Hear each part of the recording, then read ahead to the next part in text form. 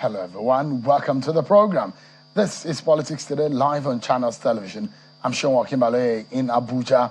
Tonight is going to be looking like a conversation about an outsider who is coming into the fray with a lot of confidence when he sat here in the studio, giving a lot of confidence of how he's going to defeat all those who are being politicians. He met them on the race, defeated them, now is set for what will become a mouth-watering race that we'll perhaps ever sing in Edo State politics. So sit down, everyone. We'll be having that conversation. On the flip side, we'll also be dissecting those areas of the Nigerian Constitution that needs fixing. We'll be looking at areas that will be very, very pivotal to fixing our economic and national security challenges. Tonight, we'll be dissecting all of that for you. Plus, INEC has come out to say, these are the things that happened in the 2023 election, and they've been explaining. We'll be looking into all of that tonight. So sit tight. It's going to be some very engaging conversation. But first,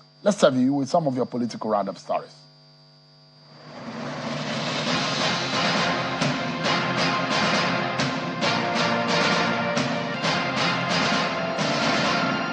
The Chief Justice of Nigeria, Justice Olukayode Ariwola, is set to swear in the 11 justices of the Supreme Court, whose appointment were confirmed by the Senate on December 21 last year. The Supreme Court spokesperson, Dr. Festus Akonde, will confirm this, said the event will hold on Monday, the 26th of February by 10 a.m. at the main courtroom of the court. Justice Evelyn Ayadike of the Federal High Court in Ilorin has granted bail to the former governor of Kwara State, Mr. Abdul Fattah Ahmed, in a sum of 50 million naira with two sureties with landed properties in Ilorin. He's also to deposit his travelling documents with the court, as he's being charged to court by the Economic and Financial Crimes Commission over alleged misappropriation of state funds. Journalists were denied access into the courtroom by security operatives and court officials at the beginning of the hearing, but were later allowed into the courtroom after much pressure. The Minister of Finance and Coordinating Minister of the Economy, Mr. Wale Edun, has been speaking about a wide range of issues, including the cost of living, inflation, cash disbursements to households, food security, and collaboration with the Central Bank of Nigeria, interest rates, and more. He's assuring Nigerians that the Tinubu administration has their interest and the hardship will be a thing of the past. The minister spoke exclusively to Channels Television. At the levels at which this fuel subsidy came in or was inherited when the administration came in, was unsustainable. And reactions continue to trail the planned nationwide protest by the Nigerian Labour Congress to register workers' dissatisfaction against the rising cost of living. And the latest of these reactions is a protest rally organized by a coalition of President Tinubu support groups in Abuja. The group, which staged a rally at the Unity Fountain, gave the NLC leadership 24 hours to reverse their decisions, as they also want the security agencies to arrest anyone who tries to sabotage the government. The Independent National Electoral Commission, INEC, has released the 2023 election report, which emphasizes the role of technological advancement, particularly the bimodal voter accreditation system BVAS, in enhancing electoral integrity and reducing fraud. In a release signed by the National Commissioner and Chairman of the Information and Voter Education Committee, Mr. Sam Olumekun, he explained that advanced technology will address public concerns about the INEC result viewing portal. According to the report, the conduct of a BVAS functionality mock accreditation exercise on the eve of the election enabled the Commission to test run the system ahead of the 2023 general election. Final rites to laying the late former governor of Ondo State, Mr. Rotimi Akeredolu, has been held by the Vice President, Kashim Shettima-led dignitaries to pay their final respects and bid farewell to the late governor of Ondo State. A funeral service was held in his honor at St. Andrew's Church in Mola Street, Owo, for the governor, who died at the age of 67 after a prolonged health battle. VP Shettima described the late Akeredolu as a remarkable soul and a dedicated individual who cared deeply about the welfare of his people.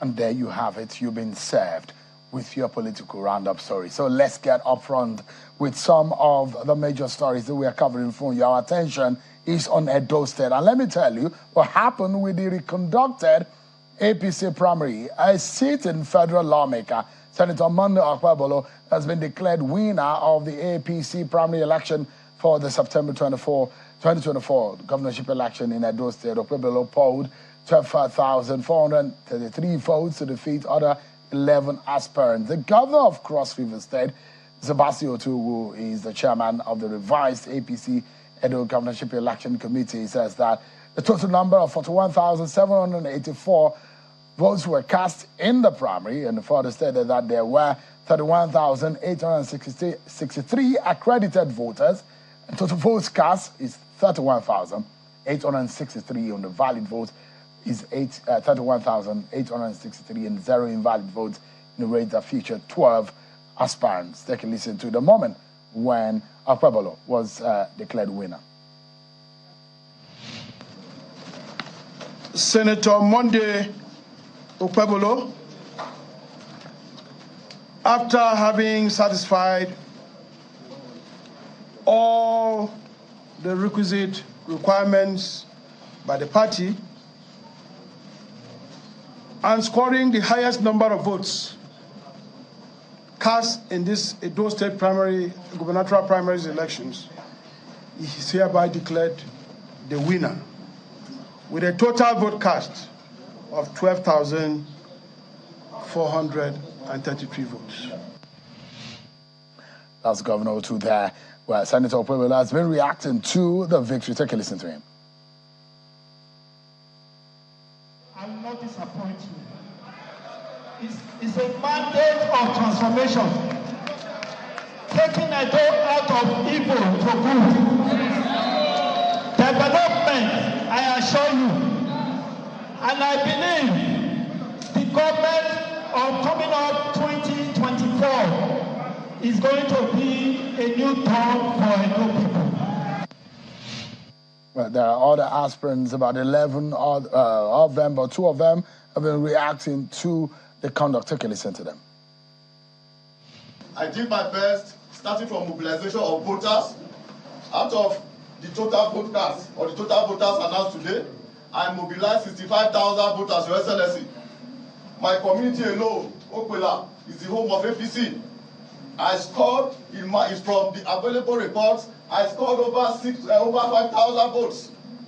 Here, I am being informed that across Edo North, where we have built APC to become organic, the people have become organic supporters of APC, where in the last election, I pulled over 100,000 votes.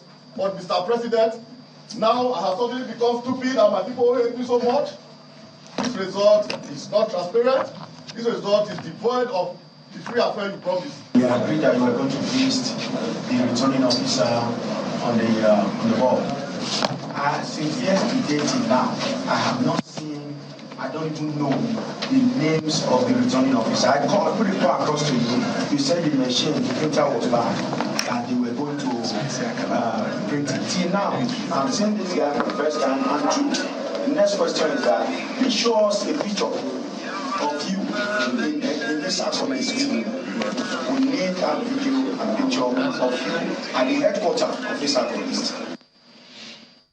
These are some of the scenarios which played out, the reaction from the other aspirants in the APC governorship primary in Edo State. But let's flip the page and let's give you some more details about what we'll be focusing on tonight. Our former president of the Nigerian Bar Association, Mr. Olumide Akpata, has now been declared winner in the Labour Party governorship primary in Edo State. He's clinched the ticket for the September 2024 governorship election in the state.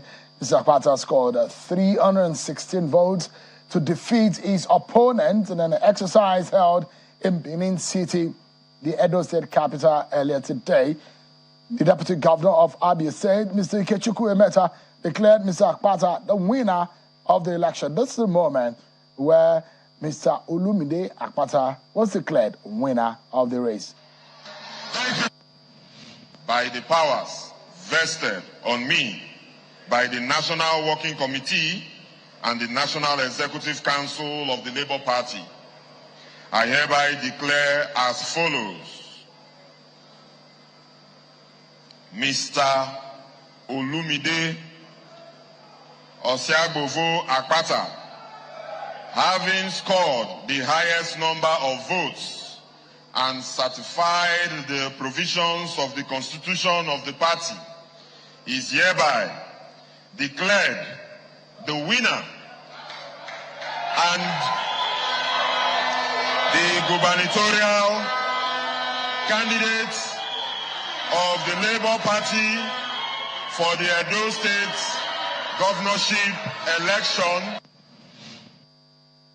All right, that was a moment when Mr. Olumide Akpata was declared winner. Tonight, let's speak with the man who's won the race. He's joined us live from Benin City, Mr. Olumide Akpata, the Edo Labour Party governorship candidate. Thank you so much, Mr. Akpata, for joining us tonight, and congratulations on your victory. Thank you, Shehu. Thank you so much for having me. And I believe you because you spoke with a lot of confidence the last time you were on this program, perhaps underrated, perhaps looked down upon as an outsider in the political scene in Edo State, but you've proven everyone wrong today that you are capable of clinching the ticket. Perhaps the thinking was that you were up against some politicians who have been in the system for far too long. So there are a lot of people who thought that you might not be able to get it. But how do you feel? Now, how does it feel to be the winner? It feels really good, Shehu, and there were a lot of people, including you, Shehu, who did not think I could do it. You remember we talked about it the other day, and I told you that I would do it. The most powerful thing in the world is to be underestimated. And what we have done is to show those who say that they are the professional politicians that it is really not about. I told you this the other day that the age of Solomon has nothing to do with the wisdom of Methuselah. There are just certain principles that run across different aspects of life. Politics is no different. If you apply certain principles, you will achieve success, and if you're focused, and if you know exactly what you want to do, and I think those are qualities that I seem to have, and I've been able to apply to this particular undertaking. Well, how does it feel now to be bearing the burden as a flag bearer of the Labour Party? What does this mean to you? Heavy weight on my shoulders. The Labour Party is that vehicle that I think has the potential to rescue Nigeria, and it's a people-centric party. Hence our logo, which has the family unit, Papa, Mama, Pikin, and the expectations are high on the part of the people because they've been serially disappointed by the other actors in the political space. And so they're looking up to the Labour Party, they're looking up to those of us who are in the party to come to their rescue and provide succor, much needed succor, because I think we're at the brink of the precipice. I know this has almost become cliche, but really, Shehu, I think we are at the very brink at this point. And it would take a new party, a new perspective to pull us back and course correct, as it were, because things are not looking great at the moment. Give us an idea. How did you beat the professional politicians to their game? What did you do? That's my trade secret now, Shehu. I can't share that with you. Otherwise, I still have the main elections to contend with in September. I can't be throwing everything on the table for you to share with the two other main parties have come up with their candidates. So we have to keep some things close to our chest. But to answer your question, like I said, it's not rocket science. I go to the people, or I went to the people. Most of the old politicians still play by the old rule book. You know, you go to the kingmaker, you go to the guy who is dishing out patronage. or dishing out favors. So you go to him and you worship at his or her feet in the hope that they will give you what it is that you're looking for. I decided that power belongs to the people, and that is the truth. And I really believe that. And so when I joined my party, I went to the people and I spoke to them and I reached out to them and I worked with them. And what you saw today, the resounding defeat of my opponents that you saw today was a function of the people speaking. Because I had what I say and what I do resonates with them. Because as far as I'm concerned, the problem with politics in Nigeria today, as I always say, is that people have been taken out of the equation. And it's such a low-hanging fruit. Once the people recognize that you are about them and their interests, they will gravitate towards you and they will give you the support. There were 343 votes on offer today at our primaries, and I garnered 316. I think that, as we say in law, res ipsa loquitur, the facts speak for themselves. The people are tired of the same old, tired of the, as you like to call them, the professional politicians, the masters of the game. One thing the people have recognized is that those people do not have the interest of the average man at heart. They are there for personal interest. They are there because they play the game. They are not interested in actually the people who really are supposed to be the beneficiaries of government and governance. So low-hanging fruit, and the people were happy with me at the Labour Party, and they said that they demonstrated that resoundingly today. But what about this story that you also doled out some money to delegates? How much did you give them? Please, rumor mongering, part of politics. The only thing I remember giving to my party constituents or my party members was at Christmas, when I put together Christmas hampers, which I shared around the country, around the state. In the spirit of the season, I went around and I gave them Christmas hampers. And then also because of the fact that the Labour Party in Edo State, and the Labour Party in general, is not as resourced as the other parties, I donated cars to the party at the local government level. So yes, if you say, have I contributed to the building of my party? Definitely, I think everybody should contribute to the building of their parties. So, but doling out of cash, no, that's not me. I would rather speak to the people and convince them that I am the better candidate, and they agreed with me today. Because beating the likes of Rice Man, who this is not his first time of wanting to be governor of Edo State, that those who imagine that there must be something that is done that is beyond what the eyes can see that could have helped Olumide Akpata clinch the ticket.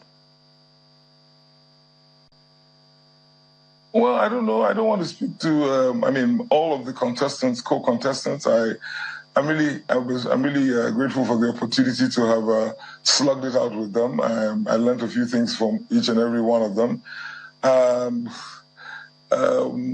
Riceman or Sergius Oguns, or all of whom I know very well. We all have our different strategies.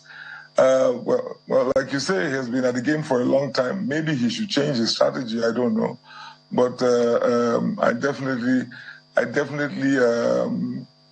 don't know that there's anything that he did to help me. I think I came to the table clear-eyed, clear-minded about what I thought were the things that would resonate with the people, and these are the things that I put on the table. And as the records will show, the results have shown today. The people agree with me, and I'm gratified, extremely so. This was Olumide Akpata, who raised an eyebrow, who raised the dust over the lack of preparedness of the party to conduct the primaries. There are those who say, maybe you feared you could lose. That's why you screamed through the roofs at a time, and you went to town to write to INEC and you wonder about your party lack of preparedness. But here you are today, you are reaping the benefit of the party's process. What could have gone wrong then? On the contrary, I think I should be thanked for writing that letter to INEC. I think I should be commended. Because you know what you find in situations like this, there's this conspiracy of silence, and nobody wants to bear the card. Nobody wants to tell the king that he's walking around naked. What I found in my party at that point in time was that there was, it did not appear that we were doing all that we needed to do to conduct the exercise. At that time, we were getting ready for the ward congresses, which were to be held in 192 wards across the state. And I just saw what was a very, very disturbing lack of preparedness. And I wrote to INEC, the regulator, INEC that is very concerned about internal party democracy, because I thought that was the best thing to do, to put those who were superintending the process on their toes. Because I mean, what was clear to me was that everybody would have been a loser, or at least I would have been a loser if I did or did not cry out or did not speak up, and it yielded results. I mean, very quickly the party released the addresses of all 192 ward secretariats where the ward congresses were to be held. Very quickly the party called all of us aspirants to a meeting to brief us on what was to transpire at the ward congresses. All of this had not been done before I wrote my letter. So I think my letter helped to facilitate the process, helped to ensure that we had a better managed, better organized process, out of which I have now emerged the winner of the primary. So I am a beneficiary of my own advocacy, which is not such a bad thing, but I think everybody else benefited because it was a much better process than I think it would have been if I had not written the letter. You've been two-time lucky now, emerging from your professional duties, trying to get into the public fray. Two-time lucky as an outsider. Outside of the inner bar, you broke the rules to become the NBA president. Outsider in Nigeria's politics, you broke the rules to clinch the Labour Party ticket. But in all of this, 51-year-old Olumide Akpata wanted to become Edo State governor. What exactly is the vision here? Well, I don't know. Is it luck? Sure, I'm not so sure if it's luck. But, well, let's see. Let's see. Time will tell whether or not it is luck or whether or not it is that I think I have my finger on the buzzer when it comes to these things. I think I know how to engage the process, engage the system. What am I bringing to the table? I don't say what is new or what is the idea here. Like I said to you the last time I was on your program, government is not rocket science. It's management, it's administration. It's prioritizing what the people... For me, I mentioned to you before, and I never get tired of saying it, we must put the people at the center of our policies, of our budgeting, of our prioritizing. So I think I would be focusing on the people and what is most important to the largest number of the people of Edo State. So agriculture, healthcare, infrastructure, those are the things I will look at. And you might say that these are stuff, or these are things that everybody else talks about. But I think most people, at least those who I observe, seem to talk the talk. I want to walk the talk. The people are crying for government to be relevant to them. The people are crying to feel the impact and the effect of government. So I'm about the people. So you're going to find when Labour Party does win the elections in September this year and I become governor, you will find that the people will be right at the center, and the people will be the reason why we're in office. We will deal with the issues that have that are actually important to the people. The family budget, the woman who sells Gary at the urban market, or the guy who drives a Sienna from Benin to Auchi every day, trying to make ends meet. Meanwhile, the roads are so bad that he can't even make one trip. Those are the things that I will be focusing on. I don't think we need any big words or big programs or big highfalutin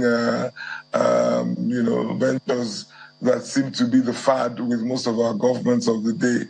I just think we should return to the basics and find out what the people want and govern in that direction, run government in that direction, because it's about the people. That's it, Sean. That's what I'm going to be doing. Now, and I really do think that what is needed in Nigeria today is the federating unit being able to identify and typify their regions and their territory in such a way that they might be identified for something. They might be known for something. The rest of the world and the countries of the world are being identified for something, to stand for something economically and contribute to the rest of the world.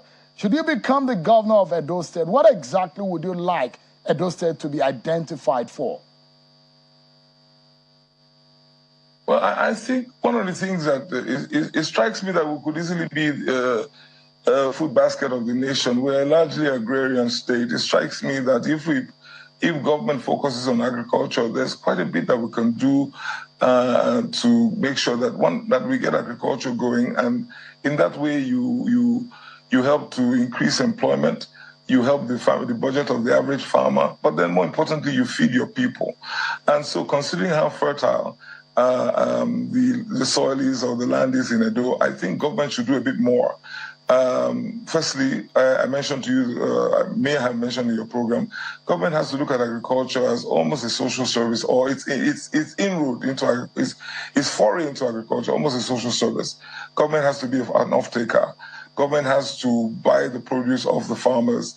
Government has to do more in terms of making more use of the land, the lots of land that we have in the state, turning agriculture into a job-creating sector in Edo State. What else do you want Edo State to be known for? You know that we're the hub. You know that we sit right at the middle of the east and the west, the west and the northern parts of Nigeria. We really should take advantage of that and promote more tourism. We are known for culture, so we should be making the state a cultural capital. But I would also think that we should look also at our human resource. One thing that our people are known for is their ingenuity, their innovativeness. I think we must focus on our youth and notice and do more with regard to giving them outlets to express themselves and their talent. All right. And not every child will go to university. So we must do more about vocational education. All right. There's a whole lot to talk about, Sean, but maybe yeah. Absolutely. I'd like us to close the program quickly, but in 30 seconds, if you may. It's this situation in your party relating to appropriation of funds and the utilization of party funds. How embarrassing is this? And is this the kind of thing you hope to be identified with when people are accusing each other about embezzlement, misappropriation of funds, and pointing accusing fingers? For someone who is being an NBA president, how embarrassing is this for you? And can you live with it? In 30 seconds, Mr. Akpata.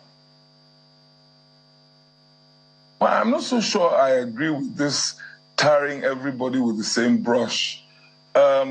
If my memory serves me right, it is one individual who has been accused of certain infractions, right? I hesitate to speak to the issue because I'm aware that this is now a subject matter of a court action and so it's sub judice, so I have to be careful about this.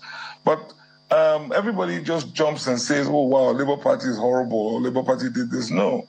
An individual is accused of wrongdoing. He has the right to defend himself, as I'm sure he will. He who alleges or she who alleges must prove. I am sure that now that the treasurer of the of the Labour Party has proceeded to, as I'm aware, sue has gone to court, as it were. maybe more of these issues will come to light. But I'm just not so I'm not so eager, Sheung, and I think I'm not so sure it's fair to just brand the entire Labour Party as being corrupt because one individual has been so accused. Mr. Olumide Akpata, I know it's been some very horrific days for you trying to get the delegates to vote in your favor. Now you've got it. I think you need some rest. But as soon as the campaign starts, try to get into the studio and let's have some conversation about getting Edo working. Thank you so much indeed. Olumide Ozaigbovo. Did I forget that one? Olumide Ozaigbovo Akpata, Labour Party governorship candidate. Thank you so much indeed for your time and congratulations. Sure thing. Thank you, Sheung. You have a good evening. You too. We'll take a break, everyone, and when we come back, we'll talk to one of Nigeria's experienced constitutional lawyer, Clement Nwankwo, who will be giving us an idea on what the nation should be focusing on when it comes to constitutional amendment. What do we mean? Those who say we need restructuring, we need overhauling, how do we get going forward in all of this? We'll be coming back to talk about fixing the law for change. Thank you so much, everyone, for staying with us. Let's now focus our attention on fixing the Nigerian law. There are those who will say, blame the Constitution. There are a lot of problems there. There are those who will say, overhaul the laws. There are those who will say, restructure Nigeria. There are different debates and arguments about the way forward for Nigeria. Now, I think the hardship is biting so hard.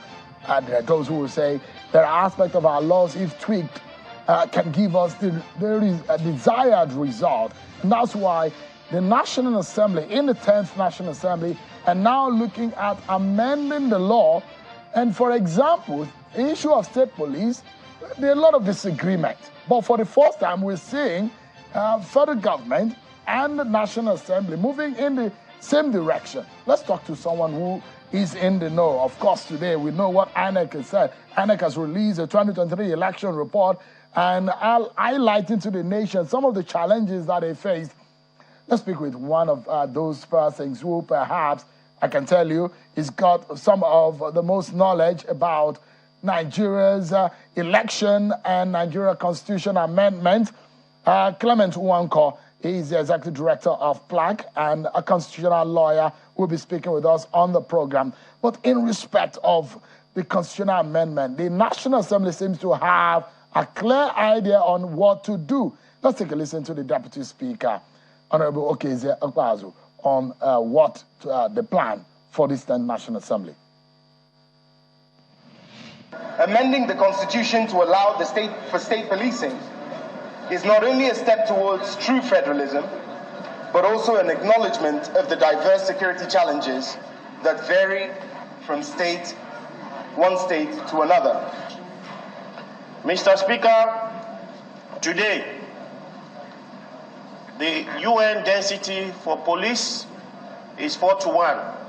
We have a population of 200 million people, and the number of our policemen are under 400,000. It is appalling indeed. So many states, we have security outfits. When they come out in their uniform, it gives impetus to the communities. In the House, that conversation will be led and chaired by the Deputy Speaker, Benjamin Okeze Kalu, and in the Senate, it will be chaired by the Deputy Senate President. But let's speak and get some insight into one of Nigeria's constitutional lawyer, foremost constitutional lawyer, Clement Nwankwo, who joins us live from Lagos. It's good to have you tonight. Join us tonight on the program. Thank you so much, Mr. Nwankwo. Thank you, Sheung.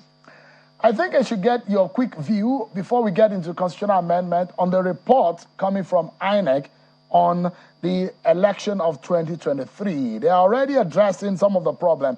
In respect of IREV, this is what INEC said. They said, during the troubleshooting process, the commission said it established the errors being received by presiding officers originated from within an application due to problems relating to configuration, permissions, or failure to create or access application resources correctly. They are saying the failure of IREV or the malfunctioning of IREV does not affect the integrity or the outcome of the election. They're saying that technology should play a better role in our future election. Do you agree with the position of INEC, the explanation, and some of the failures or the challenges they faced in the last election? I think for a lot of Nigerians, there was huge, incredible disappointment with the failure of IREV, with the failure of several of the improvements in technology that INEC had achieved before the elections, and which it had promised would be effectively deployed. Clearly, the IREV system was not effectively deployed. Clearly, INEC's explanation at this time hasn't yet and doesn't yet address the concerns that we all have about how the elections went. And I think that when we look at INEC explanations, I would still say that we have a long way from getting the truth of what happened with the failure of IREV.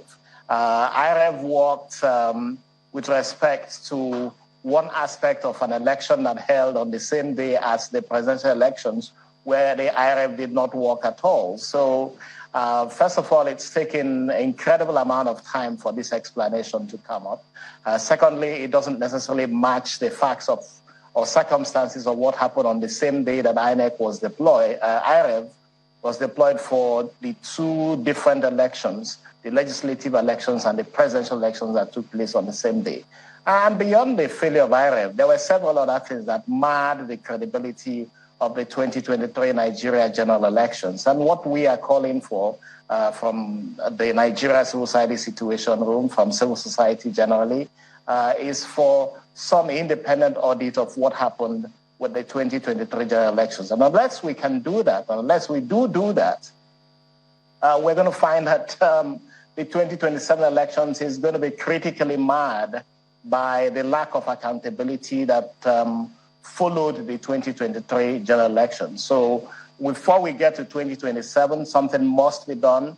The President of the Federal Republic of Nigeria, yes, the election cases are over, so we can address this issue, but the President of the Federal Republic of Nigeria must act to rebuild confidence in our electoral system. And again, we go back to the example of President Yar'Adua, who came out very clearly to admit that the elections that brought him to power were flawed. This president needs to do the same thing. And it was because President Yar'Adua admitted this that we saw the improvements that began in 2010, which has now deteriorated back to what it was. So INEC hasn't started the explanations. I do not think that a lot of Nigerians are going to be convinced by this present explanation. That's going to be interesting, but that's not the focus of our conversation. But it's good to have your views on this because I know you've paid a lot of effort in Nigeria's elections. And of course, I can't have you talk to us tonight and not get your view on this. Let's go to the constitutional amendment, which you have also sweated and labored about. Give us an understanding. I was particularly pleasantly surprised. There's one factor in all of the years that every other National Assembly life since 1999, there hasn't been any time up until now that the federal government on one hand, the state governors on the other hand, sat in the same room and agreed on state policing. And there are those who believe that that is the way to go, and we need to concretize that in a constitution amendment. What do you make of the focus that the National Assembly are putting out as their agenda for constitutional amendment?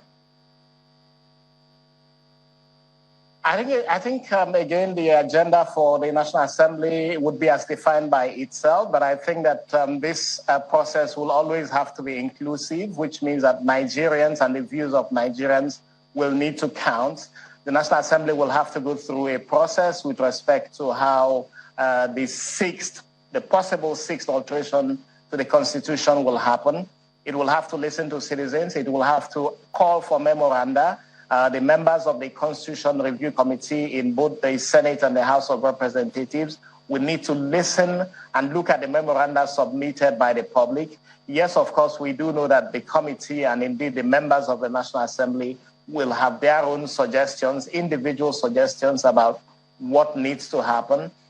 Indeed, looking back, we also look at the outstanding issues from previous alterations to the Constitution, and the debate about state police has been there for a long time.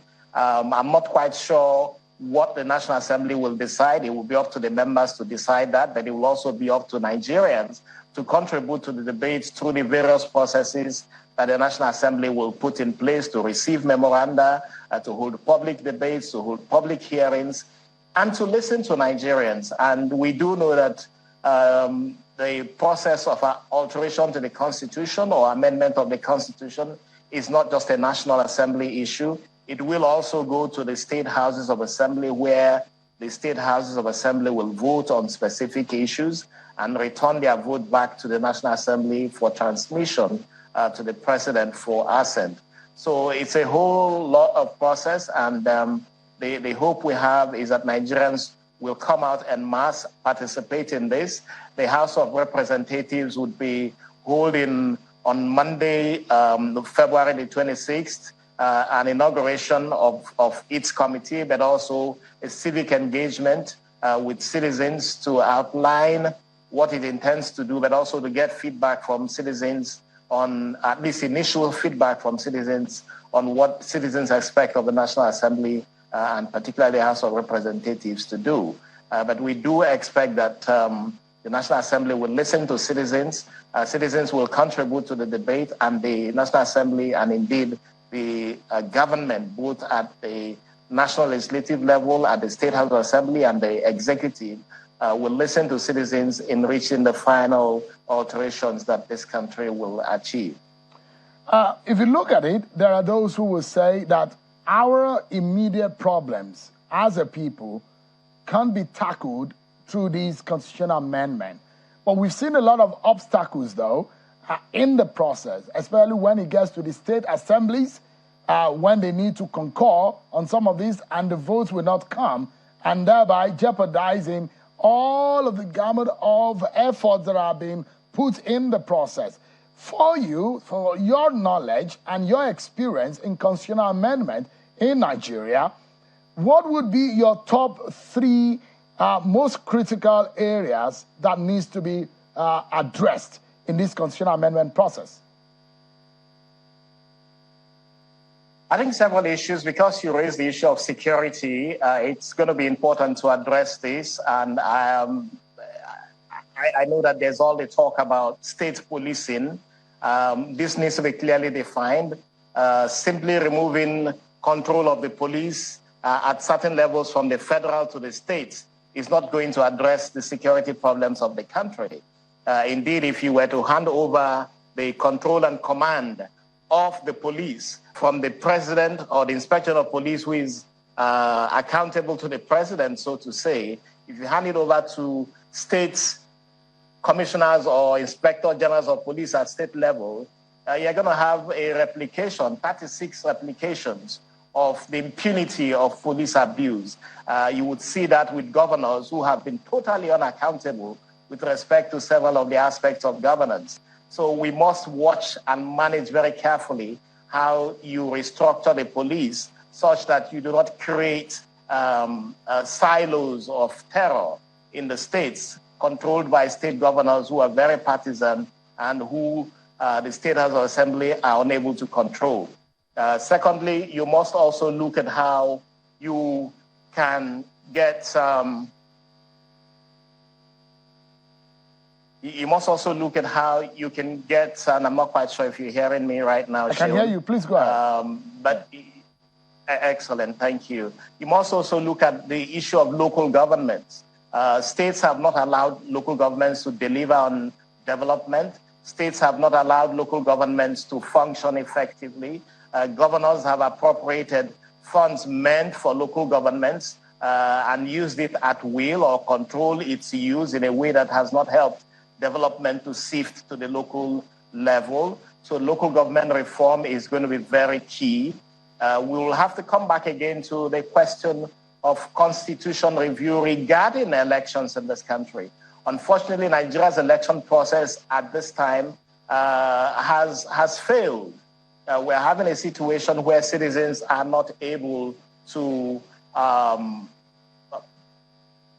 participate in elections in a way that reflects that their vote is counted or counts. So we would have to look at the aspects of the electoral process that makes it impossible for elections to happen in a free and fair manner in this country, to make the Electoral Commission more responsive and accountable to citizens, to insulate the Electoral Commission from political influence, to insulate the judiciary from political influence, such that you have less and less involvement of the judiciary in our electoral system. All right. We also must look at political parties to ensure that political parties are made accountable and responsive to their memberships.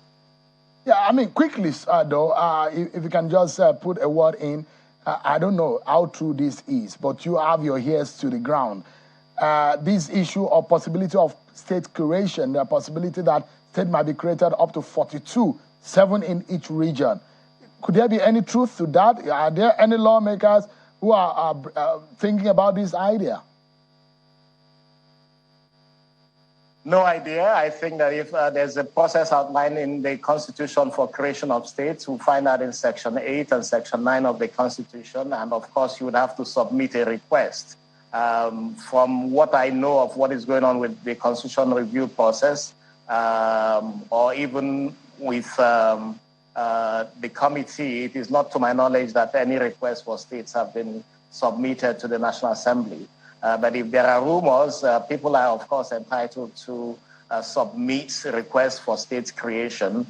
And I do know that certain regions of the country, particularly the Southeast, feel already shortchanged about the way and manner states have been created. But I'm not aware of any requests for creation of states. Let's wrap up in this manner, Mr. Nwankwo. What would be your word to the nation? And we are relying tonight on your wealth of experience in this regard. You've gone through a lot of constitutional amendment process. You've consulted, you've spoken, you've enlightened, and you have done a lot of work. For our nation to be better, there are those who are saying overhaul the constitution, restructure Nigeria. What do you think is best for Nigeria? In fact, there are those who are saying parliamentary system of government. We just have about 30 seconds to close. What do you think is best for Nigeria at this time? What is best for Nigeria is a government that is accountable. When people talk about parliamentary system, it's again exploring how you can make executive arm of government accountable to citizens. And also when you look at the issue of governance in Nigeria generally, I think that people want to see the Constitution reflects that governance is about people, not about those in office. And we must achieve this. We must move towards achieving this. Otherwise, we do have the challenge of our democracy survival. Clement Nwankwo, perhaps one of those, when they speak about Nigeria's constitution, listen to them, because he's perhaps very much has his pen and his ink in some of the letters and the wordings in those constitution. He's very much knowledgeable in that area. He's been speaking with us from Lagos. Thank you so much, Mr. Nwankwo, for your time tonight. Thank you, Sheun. I appreciate your time. That's our show for tonight, everyone. Many thanks for watching. I'll see you on Sunday at 8 p.m. I've got some package for you. You don't want to miss it. Thank you so much, everyone, for watching. God bless Nigeria.